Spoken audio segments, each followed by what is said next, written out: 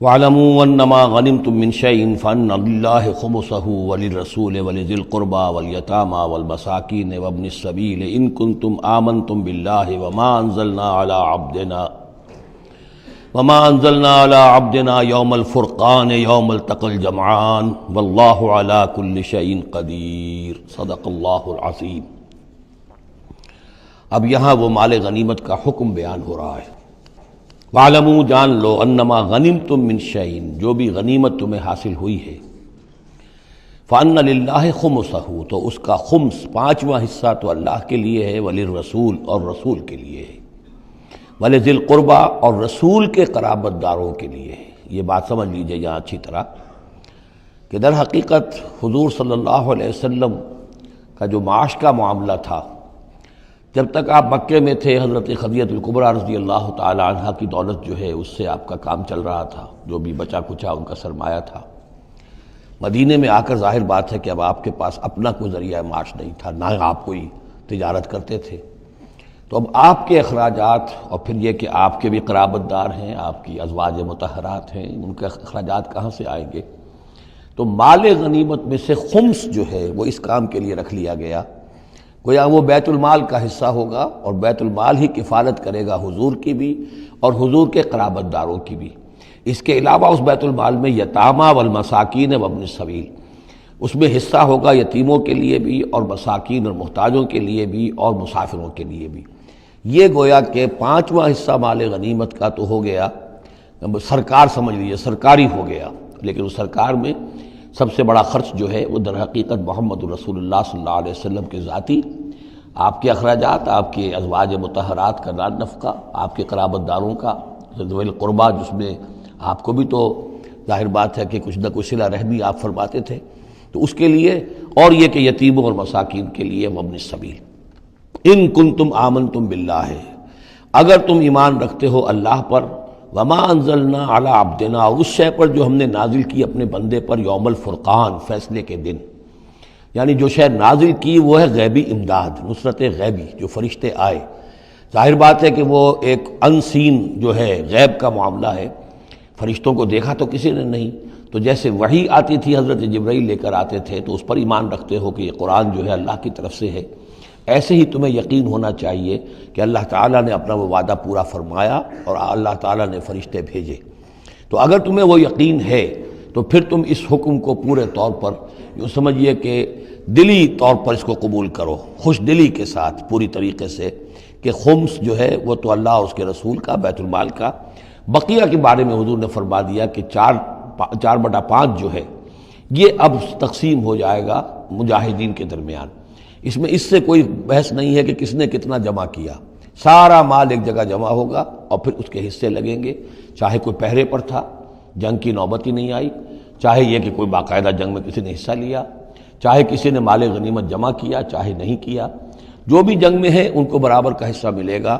اس میں یہ ہے کہ جو سواریوں والے تھے انہیں دوہرا، اور جو پیدل تھے انہیں اکیرا، اس لیے کہ سواریاں اگر کسی کا اونٹ ہے، کسی کا گھوڑا ہے، 2 گھوڑے بھی تھے، تو ظاہر بات ہے کہ اس کے چارے وغیرہ کا بندوبست وہ خود اپنے پاس سے کرتا تھا، کوئی سپلائی لائنز تو آج کل کی جس طرح فوجوں کی ہوتی ہیں وہاں موجود نہیں تھی، لہذا جو مجاہد تھا کہ جو سوار تھا گھوڑے پر یا اونٹ پر، جس کا اپنا گھوڑا تھا، اپنا اونٹ تھا، اس کو دوہرا حصہ، اور جو عام پیادہ جو مجاہد تھا اس کو اکیرا۔ وَاعْلَمُوا أَنَّمَا غَنِمْتُم مِّن شَيْءٍ فَأَنَّ لِلَّهِ خُمُسَهُ وَلِلرَّسُولِ وَلِذِي الْقُرْبَى وَالْيَتَامَى والمساکین وابن السبیل ان کنتم آمنتم باللہ وما انزلنا علی عبدنا یوم الفرقان یوم التقى الجمعان، اس فرقان والے دن، فیصلے کے دن، جس دن کی 2 فوجیں بھڑ گئی تھیں۔ واللہ علی کل شیء قدیر، اور اللہ تعالیٰ ہر چیز پر قادر ہے۔ اذ انتم بالعدوۃ الدنیا وہم بالعدوۃ القصویٰ، اصل میں یہ جو وادی ہے جس میں بدر واقع ہوا ہے، یہ ایک گھاٹی سی ہے جو دونوں کناروں کے اوپر تو بہت تنگ ہے لیکن درمیان میں بہت کھل کر میدان بن جاتا ہے۔ اس کا ایک سرا جو ہے وہ شمال کی طرف نکل جاتا ہے اور وہ جا رہا ہے شام کی طرف، ایک سرا جنوب کی طرف ہے اور وہ جاتا ہے مکے کی طرف، ایک مشرق کی طرف آتا ہے کہ جو مدینے کی طرف آ رہا ہے، اور اکثر و بیشتر جو پہلے حاجی جاتے تھے وہ اسی راستے پر تھے، یہی راستہ تھا۔ اب تو جو نیا طریق الہجرہ بڑی اعلیٰ سڑک بن گئی ہے تو لوگوں کو ان مقامات سے گزرنے کا موقع نہیں ملتا، ورنہ بدر سے ہو کر ہی راستہ گزرتا تھا۔ تو ایسا ہوا ہے کہ اللہ تعالیٰ کی طرف سے ایسی اسکیم بن گئی تدبیر ایسی ہو گئی کہ عین بر وقت پہنچے. وہ جو مدینے والا سرا تھا جو قریب تھا مدینے کے اس وادی کا، اس پر حضور پہنچے، اور عین اسی وقت جو دور والا سرا تھا، گھاٹی جہاں پہ ختم ہو رہی تھی جنوب کی طرف، وہاں وہ قریش بھی پہنچ گئے بر وقت. جب تم تھے ورلے کنارے پر اور وہ تھے پرلے کنارے پر. اذ انتم بالعدوۃ الدنیا، دنیا ادنا کا مؤنث ہے، قریب تر. وہم بالعدوۃ القصویٰ، اور وہ تھے پرلے کنارے پر. والرکب اسفل منکم، اور وہ جو قافلہ تھا وہ تم سے نیچے تھا، نیچے ہو کر گزر گیا تھا. یعنی اس کے بعد پہاڑوں کی ایک رینج تھی اور اس کے بعد پھر تہامہ کا میدان تھا. تو ابو سفیان نے یہ کیا تھا کہ قافلے کو لے کر اس بدر کی گھاٹی میں داخل ہی نہیں ہوئے. ادھر سے تو وہ پیغام بھی بھیج دیا تاکہ فوج ادھر سے آئے، تاکہ مسلمانوں کی توجہ بھی ہو تو فوج کی طرف ہو جائے، اور اسی میں وہ داؤ لگا کر اپنے قافلے کو بچا کر نکال کر لے جائیں. اور وہ تہامہ میں ساحل کے ساتھ ساتھ ہو کر نکل بھی گئے.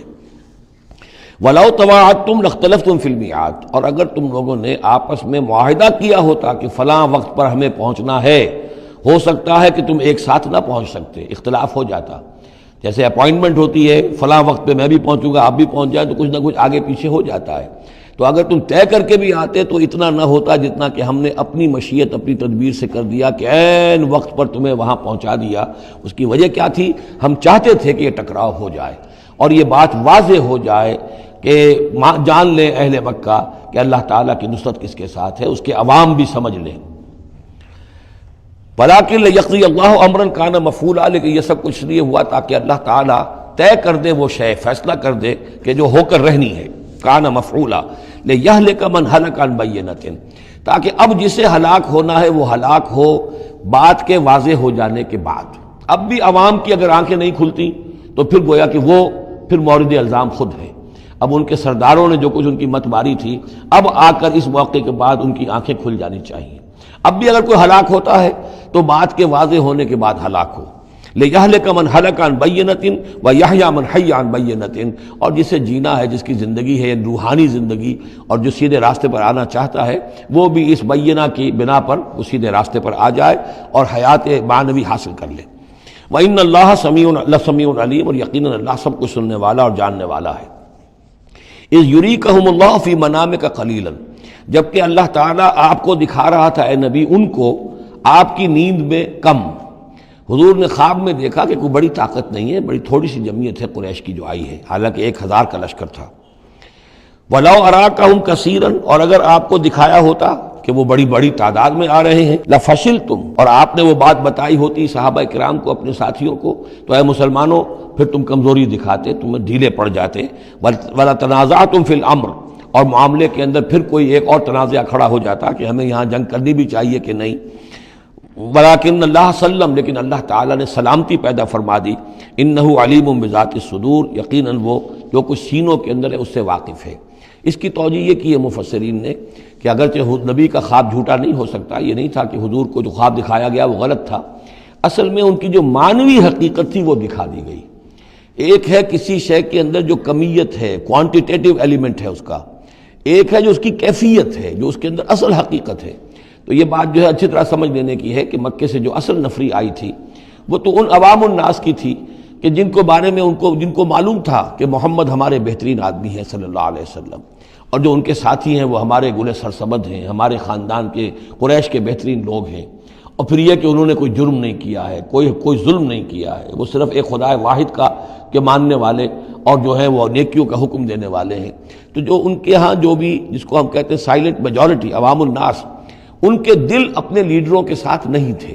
آ تو گئے تھے، وہ ظاہر ان کا جبر تھا، ان کا فیصلہ تھا، لیڈروں کا حکم تھا، آ گئے تھے، لیکن مارے باندھے کو آئے ہوئے تھے. ان کے دلوں کے اندر وہ بات نہیں تھی کہ جو کسی ایسے لشکر میں ہوتی ہے کہ جو سمجھتا ہے اپنے آپ کو برحق، ہم حق کے لیے لڑ رہے ہیں. تو اس کے اندر جو طاقت ہوتی ہے اس لڑنے والے کے اندر، وہ اس شخص میں نہیں ہوتی کہ جو مارے باندھے کو لے آیا گیا ہو اور خود اسے اپنے دل میں یہ یقین نہ ہو کہ میں حق کے لیے لڑ رہا ہوں. اس اعتبار سے معنوی طور پر جو ان کی کیفیت تھی اس کے اعتبار سے وہ واقعتاً کم تھے. تو حضور کو خواب میں اللہ تعالیٰ نے ان کی اصل حقیقت دکھائی. وَإِذْ يُرِيكُمُوهُمْ إِذْ الْتَقَيْتُمْ فِي أَعْيُنِكُمْ قَلِيلًا وَيُقَلِّلُكُمْ فِي أَعْيُنِهِمْ. مزید برآں اللہ نے یہ کیا کہ جب دونوں لشکر ٹکرائے ہیں تو ایسی کیفیت پیدا کر دی کہ مسلمانوں کو بھی وہ تھوڑے لگ رہے تھے کہ کوئی زیادہ لوگ نہیں ہیں، اور انہیں بھی مسلمان تھوڑے نظر آ رہے تھے. یعنی یہ کہ ہر صورت اللہ نے ایسی بنا دی تھی کہ جنگ ہو اور ڈٹ کر ہو، تاکہ یہ صورتحال جو ہے یوم الفرقان ہونا اس کا بالکل واضح ہو جائے۔ اگر کسی وجہ سے وہ کرنی کترا جاتا معاملہ اور جنگ نہ ہوتی، مقابلہ نہ ہوتا، تو جس طریقے سے کہ اللہ اس کو فیصلہ کن دن بنا دینا چاہتا تھا، یوم الفرقان فیصلے کا دن، وہ صورتحال پیدا نہ ہوتی۔ لِيَقْضِيَ اللَّهُ أَمْرًا كَانَ مَفْعُولًا، تاکہ اللہ پورا کر دے اس معاملے کو کہ جو ہونے والا ہی تھا۔ وَإِلَى اللَّهِ تُرْجَعُ الْأُمُورُ، اور تمام معاملات بالآخر تو اللہ ہی کی طرف لوٹا دیے جائیں گے۔